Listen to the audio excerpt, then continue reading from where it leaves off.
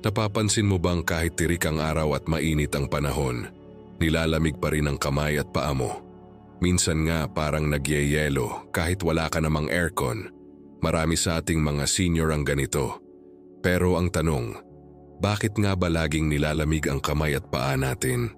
At paano ito maaayos nang hindi agad inom ng gamot? Kapag tumataas na ang edad, napapansin natin na maraming bagay ang nagbabago sa ating katawan. Mas madali tayong giniginaw, mas mabagal tayong gumalaw, at madalas ay mas malamig ang ating pakiramdam kahit normal naman ang panahon. Hindi ito imahinasyon, may malalim itong dahilan. Isa sa pinakamadalas na sanhi ay ang mahina ng daloy ng dugo. Habang tumatanda, ang ating mga ugat ay unti-unting nawawalan ng elasticity. Kung iisipin mo, parang luma ng tubo sa bahay na hindi na masyadong madaluyan ng tubig. Kapag matigas na ang mga dingding ng ugat, mas nahihirapan ang dugo na umabot sa mga dulo ng katawan. Kaya ang resulta, malamig na kamay at paa. Ang isang rason pa ay ang pagbaba ng metabolism.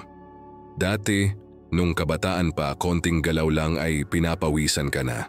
Ngayon, kahit maglakad ka pa papunta sa kitchen, parang hindi na umaandar ang init ng katawan. Ibig sabihin lang niyan, mas kaunti na ang init na nababago mula sa pagkain o galaw, kaya mas madali tayong ginawin. Ngunit huwag mag-alala, hindi ito ibig sabihin na dapat mo na lang tanggapin. May mga simpleng paraan para mapainit ang iyong kamay at paa, mapabuti ang daloy ng dugo, at mapanatili ang sigla ng katawan kahit edad 60 pataas. Una, galaw-galaw tuwing umaga. Hindi kailangan ng mabigat na ehersisyo. Kahit simpleng pag-stretch, ikot-ikot ng braso, or paglalakad sa bakuran ay malaking tulong. Ang paggalaw ay parang pampahid sa mga ugat. Tumutulong itong itulak ang dugo pabalik sa puso.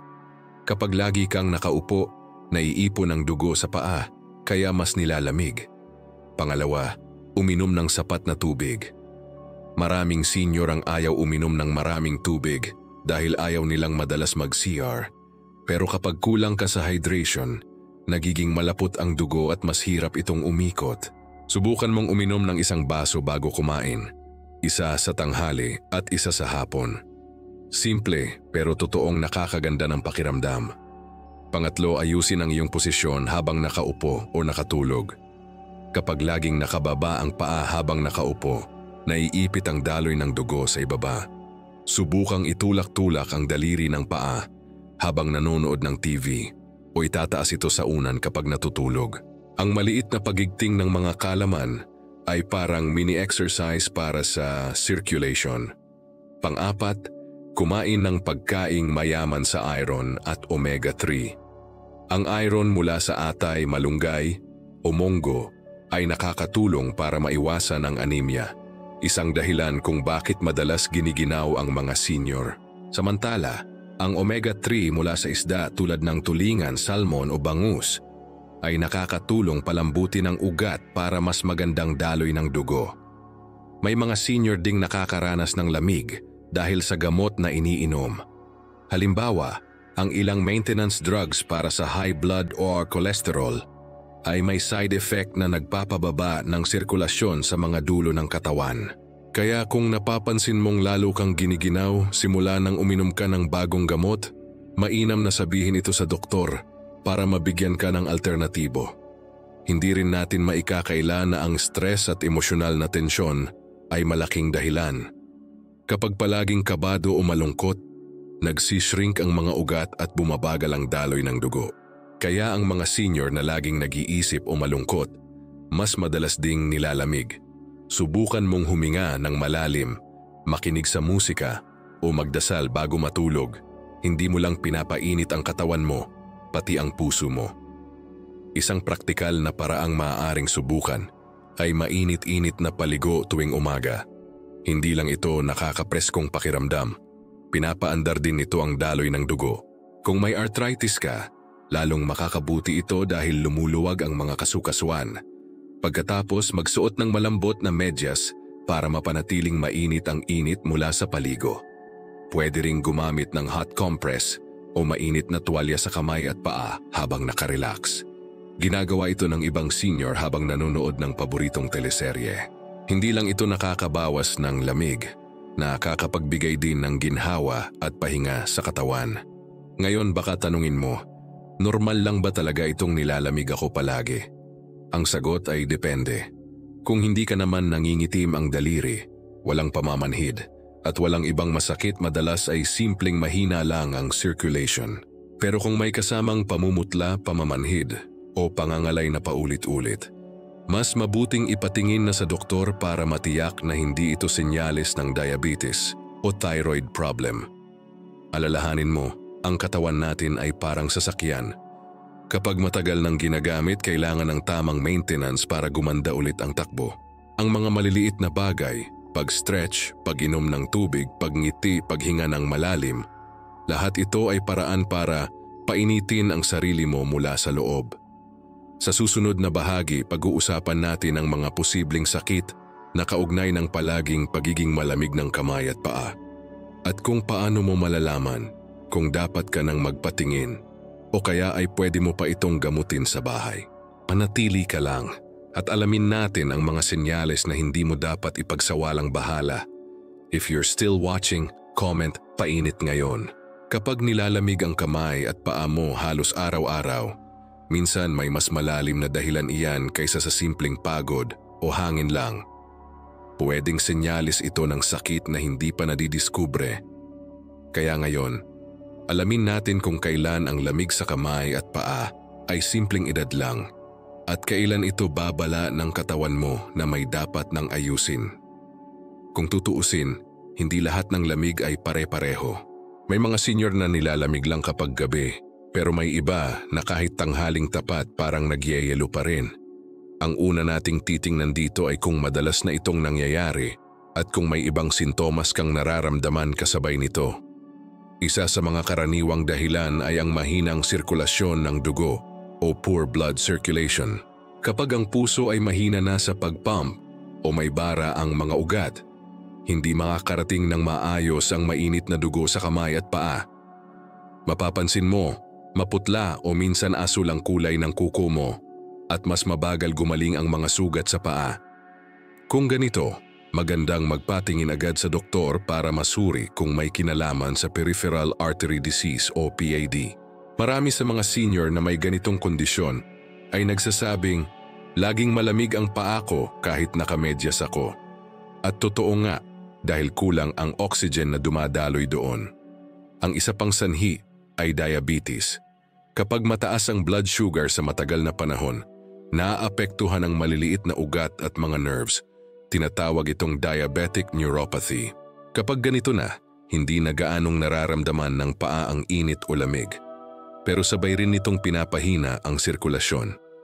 Kaya kung may diabetes ka, bantayan ang paa mo, siguraduhing walang sugat, walang pamamanhid, at regular na i-check ang blood sugar. Ang mga diabetic socks or medyas na hindi masikip ay makakatulong para hindi maipit ang dugo. May isa pang madalas na hindi alam ng marami, ang problema sa thyroid gland. Kapag mababa ang function nito, tinatawag na hypothyroidism, bumabagal ang metabolism, at nagiging mahina ang produksyon ng init sa katawan. Bukod sa lamig, mapapansin mo rin na parang laging pagod, mabagal gumalaw o nanunuyo ang balat.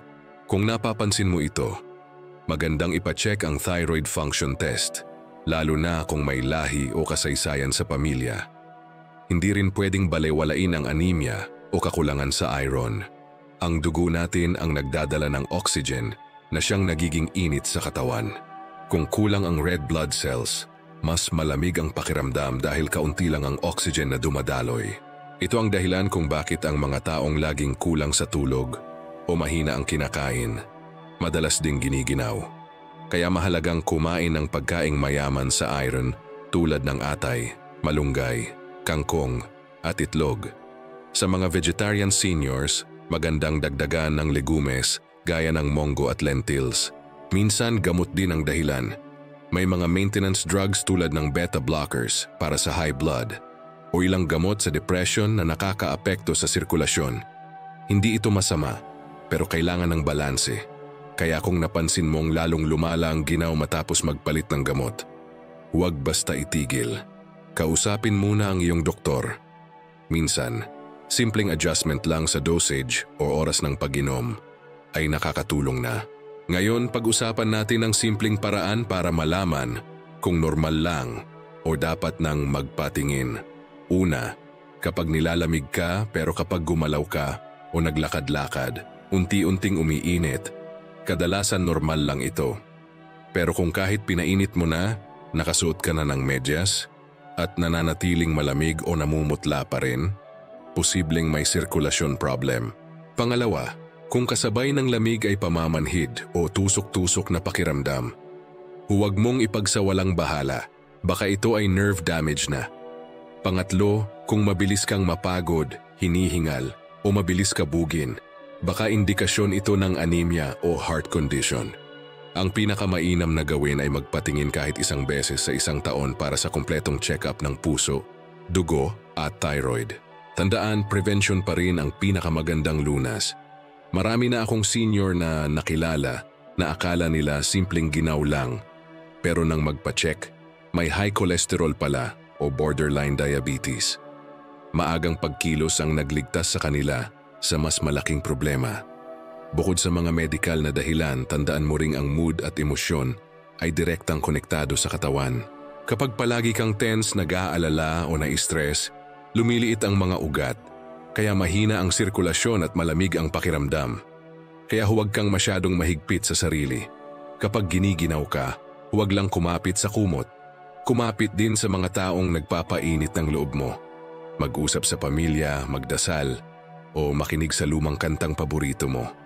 Minsan, ang puso muna ang kailangang uminit bago ang katawan.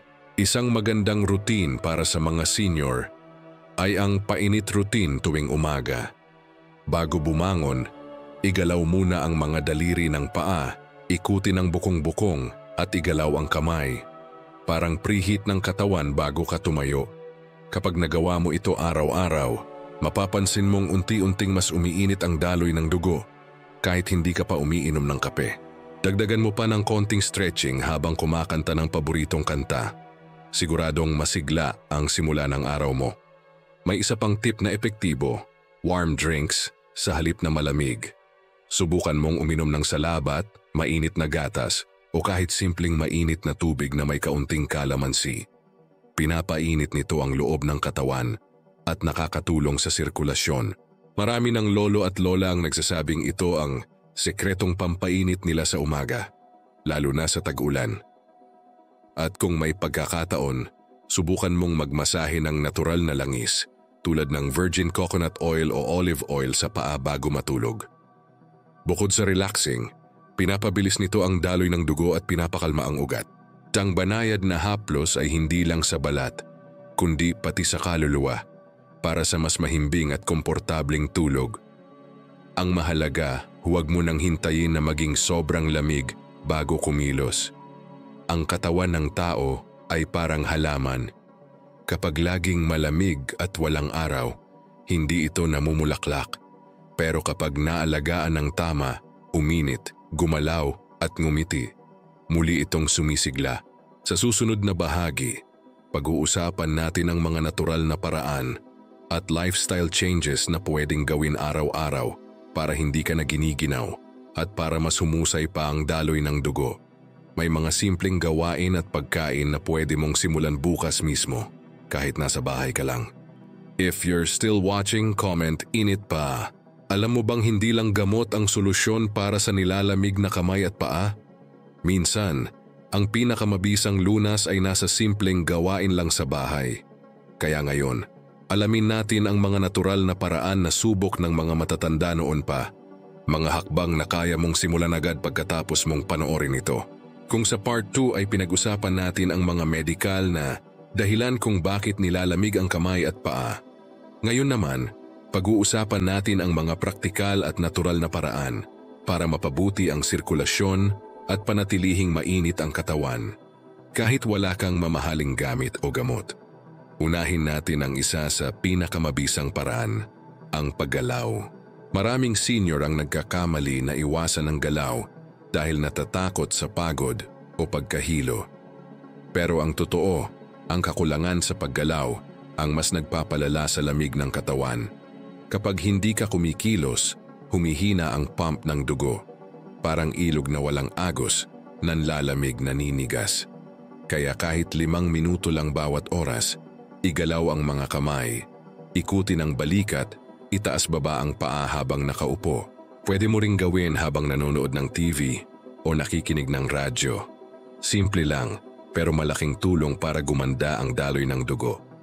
Isa pang epektibong paraan ay ang mainit-init na paligo tuwing umaga o bago matulog. Kapag naliligo ka sa maligamgam na tubig, bumubuka ang mga ugat, kaya mas mabilis dumaloy ang dugo.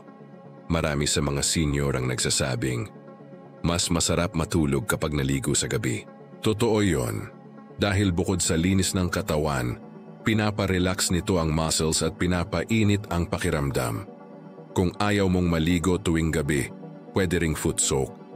Ibabad lang ang paa sa mainit na tubig na may kaunting asin sa loob ng 10 minuto. Maraming matatanda sa probinsya ang gumagawa nito at sinasabing parang nabubuhay ulit ang paa. Ngayon, pag-usapan natin ang pagkain. Ang mga pagkaing nagpapainit ng katawan ay dapat madalas mong kainin. Kasama rito ang luya o salabat, bawang, sibuyas at sili. Lahat ng ito ay may natural compound na nagpapaluwag ng ugat at nagpapasigla ng dugo. Subukan mong gumawa ng salabat tea sa umaga. Lagyan ng kaunting honey at kalamansi. Napakasarap at natural na pampainit. Ang bawang naman ay hindi lang panlaban sa lamig, kundi panlinis din ng ugat. Kaya't huwag matakot magluto ng adobong may maraming bawang o sinigang na may sibuyas. Ang mga ito ay hindi lang pampasarap ng pagkain, kundi pampalakas ng katawan. Bukod dito, mahalaga rin ang tamang pananamit. Kapag senior ka na, huwag mong hintayin na ginawin ka bago magbihis. Ang katawan ng matatanda ay mas mabagal mag-adjust sa temperatura. Kaya kung malamig ang panahon, magsuot agad ng medyas, balabal o jacket kahit hindi pa gaanong ginaw. Mas mainam nang nakapainit kaysa manginig. May mga special socks at gloves para sa circulation. Kung kaya ng budget, subukan mo ang mga ito. Pero kung simple lang, kahit cotton socks at kumot sapat na basta komportable at hindi masikip. Isang bagay din na madalas nakakaligtaan ay ang pag-inom ng tamang dami ng tubig. Maraming senior ang umiiwas dito dahil sa takot sa madalas na pag-CR. Pero tandaan, kapag kulang sa tubig, nanunuyo ang dugo at mas mabagal ang agos nito. Kaya kahit paunti-unti, siguraduhing makainom ng 6 hanggang 8 baso kada araw. Isang tip, kung ayaw mo ng plain water, subukan mong maglagay ng kaunting kalamansi o cucumber slice. Mas refreshing at mas madaling mainom. Ang hydration ay simpleng paraan pero isa sa pinaka-epektibong pampainit ng katawan. Ngayon pag-usapan natin ang ehersisyong kayang-kaya kahit senior. Hindi kailangan tumakbo o mag-gym. Pwede kang maglakad-lakad sa bakuran, magwalis, magdilig ng halaman, o kahit magtaas-baba ng braso habang nakaupo. Ang mahalaga ay gumagalaw ka. Kapag gumagalaw, nabubuhay ulit ang sirkulasyon, tumataas ang oxygen sa dugo, at unti-unting nababawasan ang lamig. Kaya kahit 10 minuto sa umaga at 10 minuto sa hapon, malaking tulong na iyon. Sabi nga ng mga doktor, movement is medicine, at totoo iyon lalo na sa edad 60 pataas. Ngunit hindi lang katawan ang dapat gumalaw, pati isip at emosyon. Kapag laging malungkot, kabado o nag-iisa, mas lumalamig ang katawan. Kasi kapag stress ka, humihigpit ang mga ugat. Kaya huwag hayaang puro lungkot o pag-iisa ang bumalot sa iyo. Makipagkwentuhan sa kapitbahay, magbasa ng magaan na libro, o makinig ng musika. Ang mga simpleng bagay na ito ay nakakabawas ng stress hormones at nakakapagpaluwag ng sirkulasyon. Tandaan mo, mainit ang pakiramdam ng taong masaya. Malamig ang pakiramdam ng taong laging kabado. Kaya piliin mong maging masaya. Ang isa pang sikreto na ginagawa ng mga matatandang kilala sa mahaba at masiglang buhay ay pagbilad sa araw tuwing umaga. Ang init ng araw sa pagitan ng alas 6 hanggang alas 8 ng umaga ay nagbibigay ng vitamin D, nagpapasigla sa buto, at nakakatulong din sa daloy ng dugo. Huwag mong isipin na kailangan mong mag-exercise sa ilalim ng araw. Kahit umupo lang sa labas habang umiinom ng kape, sapat na para magbigay ng natural na init sa katawan. Parang natural heater ng kalikasan, libre pa. Isama mo rin sa routine mo ang malalim na paghinga. Subukan mong huminga ng dahan-dahan, 5 segundo papasok, 5 segundo palabas. Ulitin ito ng ilang beses bawat araw. Kapag mas maayos ang paghinga, mas maraming oxygen ang pumapasok at mas mabilis umiinit ang katawan. Bukod dito, nakakabawas din ito ng kaba at nakakapag-relax ng puso. Ginagawa ito ng maraming centenarians sa Japan at Europe. At maraming doktor ang nagsasabing ito ang isa sa sikreto ng kanilang masiglang katawan, kahit may edad na. Kung mapapansin mo, halos lahat ng ito ay libre at natural. Hindi mo kailangang gumastos para uminit ang katawan. Ang kailangan lang ay disiplina at consistency.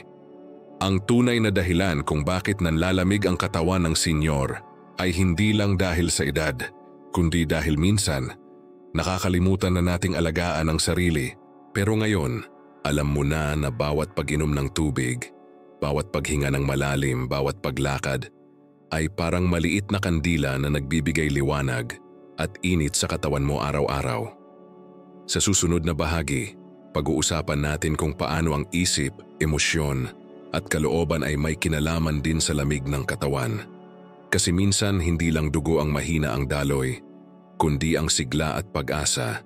Paano nga ba painitin hindi lang ang katawan kundi pati ang loob? Yan ang pag-uusapan natin sa part 4. If you're still watching, comment, mainit ako. Alam mo bang minsan, hindi katawan ang tunay na nilalamig, kundi ang loob. Maraming senior ang nagsasabing giniginaw ako kahit may kumot. Pero ang totoo, ang puso at isipan nila ang talagang naghahanap ng init. Kaya ngayong bahagi, pag-uusapan natin kung paano ngang emosyon at pag-iisip ay direktang konektado sa lamig na nararamdaman ng katawan. Maraming beses, kapag malamig ang pakiramdam, unang iniisip natin ay kulang sa dugo o mahina ang sirkulasyon.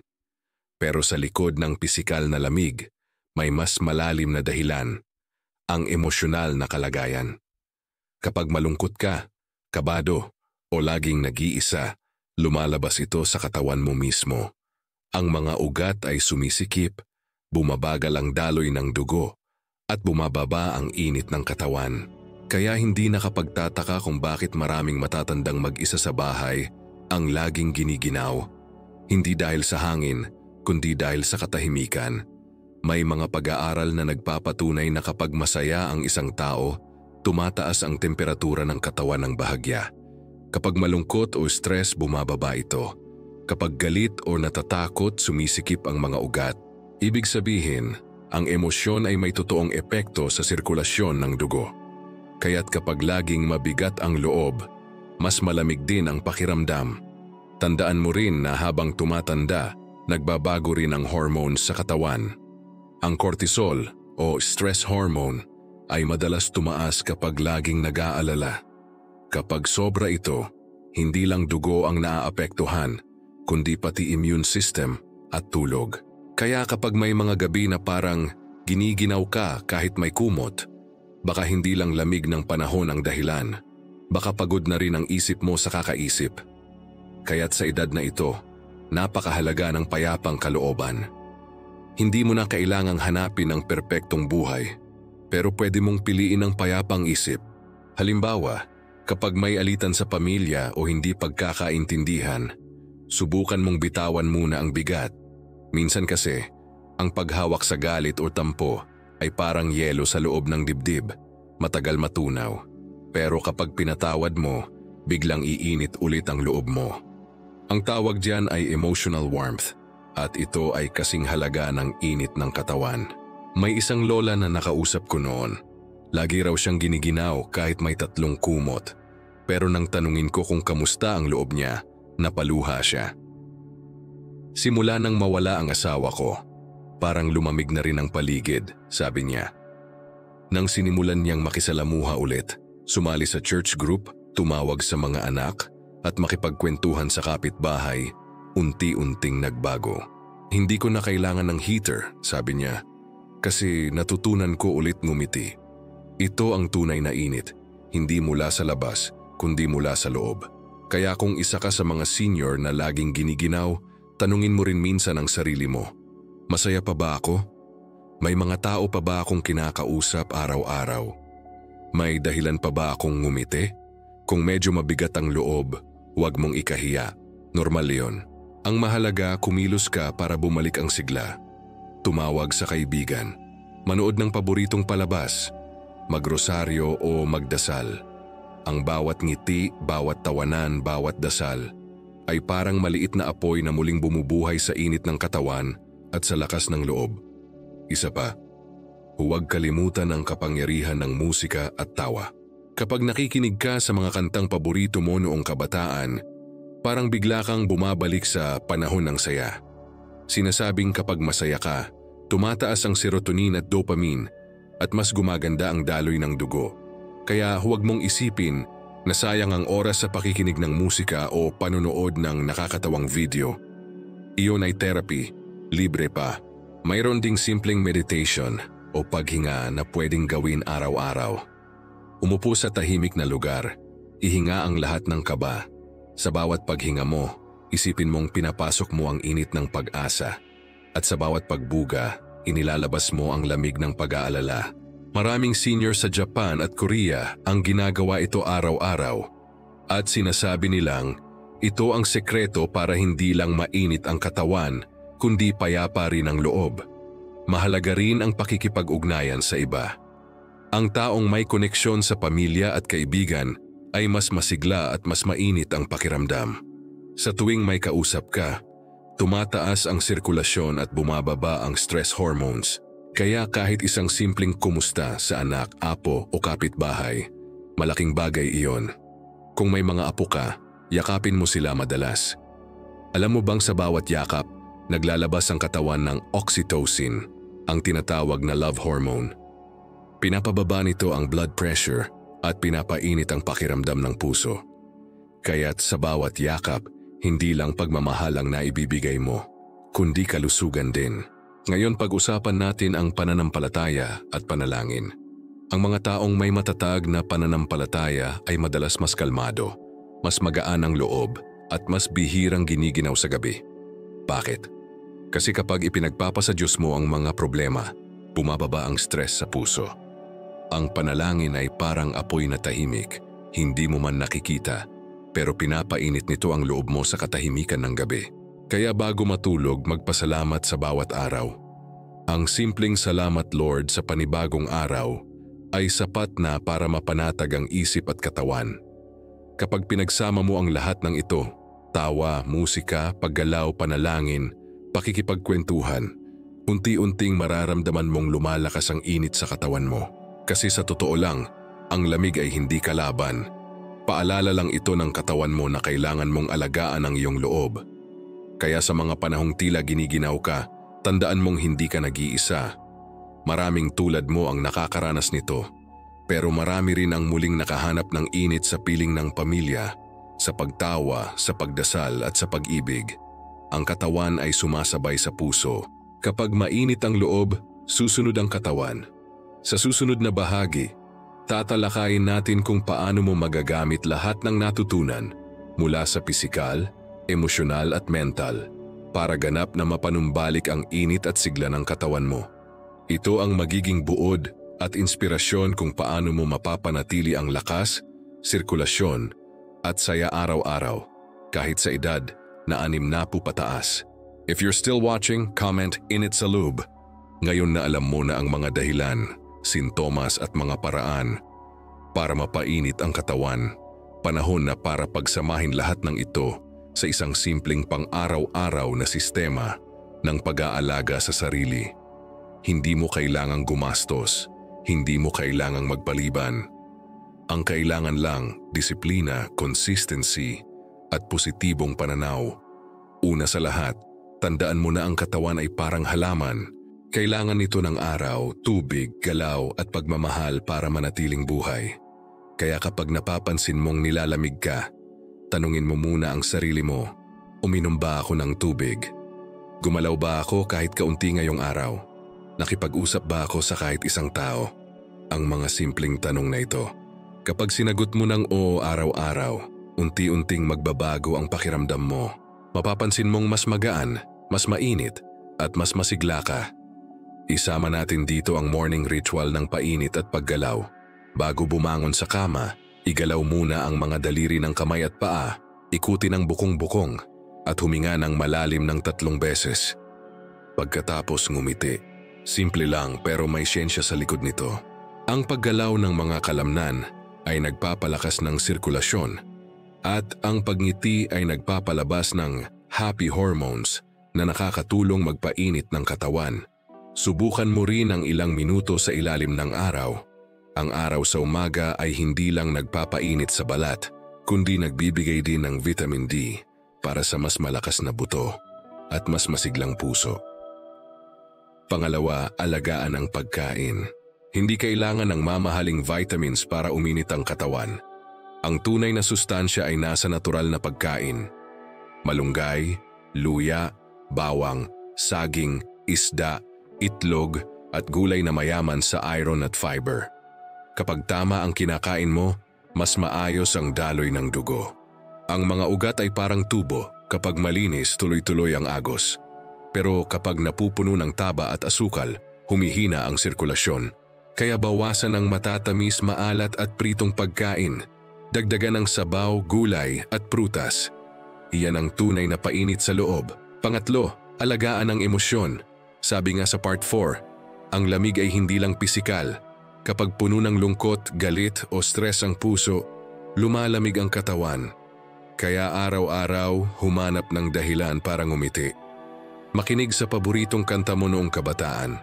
Tumawag sa apo mo. Magpadala ng simpleng kumusta sa kapitbahay. Minsan, isang kwentuhan lang ang kailangan para muling umikot ang init sa katawan mo. At kung minsan ay may tampuhan o sama ng loob sa pamilya, piliin mong patawarin. Dahil sa bawat bigat na binibitawan mo, may kapalit na gaan at init na mararamdaman mo. Pang-apat, alagaan ang isip. Kapag laging negatibo o puno ng kaba, mas bumababa ang temperatura ng katawan. Subukan mong gawing bahagi ng araw mo ang tahimik na pagninilay o dasal. Sabihin mo sa sarili mo, kalma lang, buhay ako. Marami pa akong magagawa. Ang ganitong mindset ay parang maliit na apoy na hindi madaling mapatay. Araw-araw na pagsasanay sa paghinga at pagpasalamat ay hindi lang nakakabawas ng stress. Literal nitong pinapainit ang katawan dahil bumababa ang tensyon sa mga ugat. At panghuli, alagaan ang iyong kapaligiran. Panatilihing maliwanag, malinis at masigla ang paligid mo. Kapag malamlam at magulo ang bahay, mas lumalakas ang pakiramdam ng lamig. Pero kapag may kaunting liwanag, halaman o musika, mas gumagaan ang pakiramdam. Pwede mong gawing ritual tuwing umaga ang pagbukas ng bintana, pagpapasok ng araw at pagngiti sa bagong araw. Sa bawat liwanag na pumapasok, may kasamang init na sumasabay sa loob mo. Kung tutuusin, ang lamig ay hindi kaaway. Isa itong paalala ng katawan mo na humihingi ng atensyon. Parang sinasabi niyang, "Uy, kalma ka muna, galawin mo ako, alagaan mo ako." Kapag tinugon mo ito ng pagmamahal at pagkalinga, unti-unting mawawala ang lamig at mapapalitan ng init ng buhay. May mga senior na nakilala ko na dati. Halos araw-araw giniginaw kahit nasa mainit na lugar. Pero nang sinimulan nilang sundin ang mga simpleng hakbang na ito, gumalaw, ngumiti, kumain ng tama, makipagkwentuhan, magdasal, biglang nagiba. Hindi lang katawan nila ang uminit, kundi pati ang pananaw nila sa buhay. Sabi nga ng isa, "Hindi ko akalaing kaya ko pa palang mainitan, hindi lang sa katawan kundi sa puso rin." Ang mensahe ng video na ito ay simple pero malalim. Kapag inalagaan mo ang katawan mo, iinit ang dugo. Kapag inalagaan mo ang isip mo, iinit ang sigla. Pero kapag inalagaan mo ang puso mo, iinit ang buong pagkatao mo. Kaya sa bawat lamig na nararamdaman mo, alalahanin mong hindi iyon permanente. Dahil ang init ng buhay ay bumabalik kapag pinili mong kumilos, magmahal, at magpasalamat araw-araw. Ang kamay at paa mo ay uminit muli kapag ang puso mo ay tumibok muli ng pag-asa. Ngayon, kung nanonood ka pa hanggang dito, gusto kong sabihin sa'yo, napakahusay mo. Ibig sabihin, may malasakit ka sa sarili mo. At sa edad na ito, iyon ang pinakamahalagang regalo. Kaya huwag mong itigil ang pag-aalaga sa sarili. Ipagpatuloy ang paggalaw, pagngiti at pagdasal. Dahil sa bawat araw na ginagawa mo iyan, pinapainit mo hindi lang ang katawan mo, kundi pati ang iyong kinabukasan. At bago natin tapusin, gusto kong iwan ito sa'yo. Ang init ng buhay ay hindi nawawala. Naghihintay lang itong muli mong damhin. If you're still watching, comment, "Init ng buhay."